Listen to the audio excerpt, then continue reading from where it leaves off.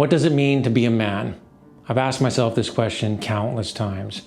Is it how much money you make or how many women you've been with? Is it how strong you are or how much power you wield? Or is it a man of courage that lends a hand to others and shows up as the best version of himself no matter what life throws at him?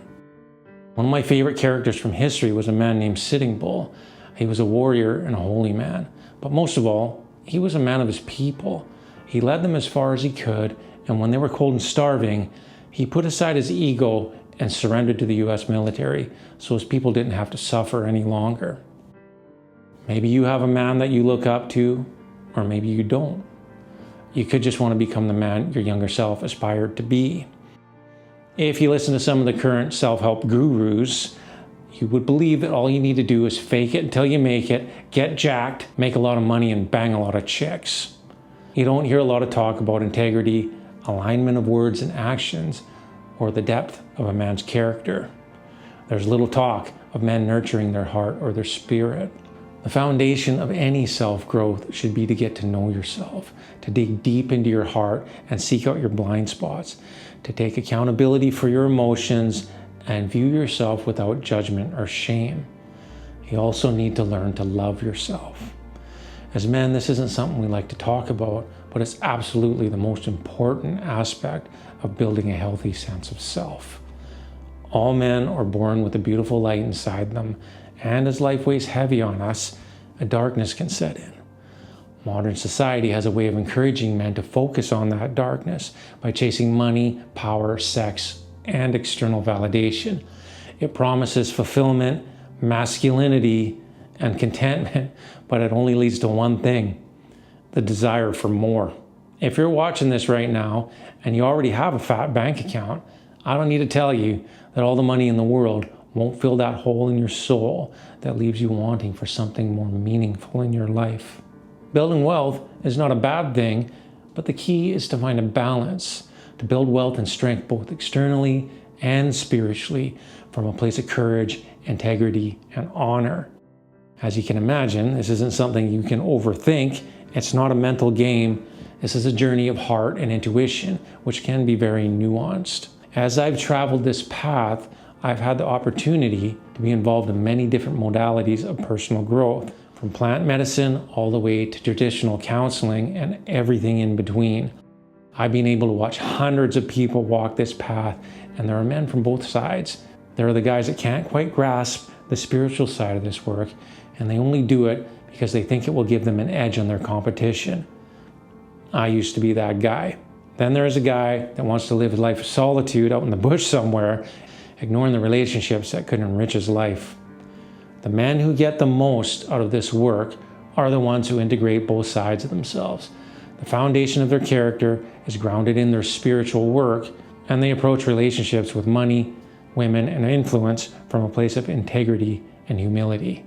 They combine all aspects of themselves and integrate the darkness that all men carry in a way that aligns with their higher self. You might call that higher self God, or believe it's just part of your consciousness. I call it the energy of the universe. Whatever that means to you. If you live in alignment with your higher self, you will live a life with no need for apology. We aren't trying to ignore the animalistic darkness in ourselves or bring shame to it. We recognize it as part of us, but we don't need to identify with it. A common worry I hear all the time is that men think they will have to change everything about themselves when they start this work.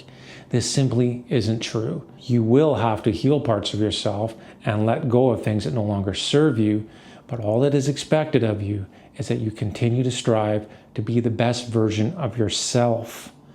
As you travel down this path, you'll find your own unique voice to sing harmony in the chorus that is this life. You'll soon find out that you don't have to be perfect. You just need to be trying. There is a universal law that states like attracts like. How we feel on the inside will be reflected in how the world shows up for us on the outside. You have the power to control this. And a funny thing happens when you strive to become the highest version of yourself. Women, money, business opportunities, and creative outlets open up to you in a way you could have never imagined. When you surrender to this process and focus on the only thing that matters, how you show up in this world, you'll soon find out that anything is possible. One way to expedite this process is to work with someone who's already been there. Someone who knows the pitfalls and detours you might encounter along the way. One mistake I made, and so many other men make, is that we think that asking for help is a sign of weakness. I waited years before I built up the courage to ask for help. This whole process wouldn't have been so painful or nearly as intense if I just asked for help from a man that I trusted. Some people call themselves mentors or coaches. I call myself a guide. If you're at the point in your life where you've gained financial stability, but your inner world is chaotic and you still haven't found your higher purpose, I encourage you to click the link below and book a 30-minute breakthrough call with me. We can spend some time talking and see if we'll be a good fit to work together. If you decide to move forward, be prepared for a deep and personal journey. We might talk about things you never talked about before, and together we will uncover your blind spots, negative self-talk, and limiting beliefs that are holding you back from becoming the most authentic version of yourself. You already know that all the money in the world will not fill that hole in your soul and give you that meaningful life that you are in search of. History is littered with men that went on a never-ending chase of wealth and pleasure, only to end up lonely, miserable, and full of regret at the end of their lives. Make sure you don't travel to the end of your life with that feeling of regret. Welcome to the men's highway, brother. I'll see you on the inside.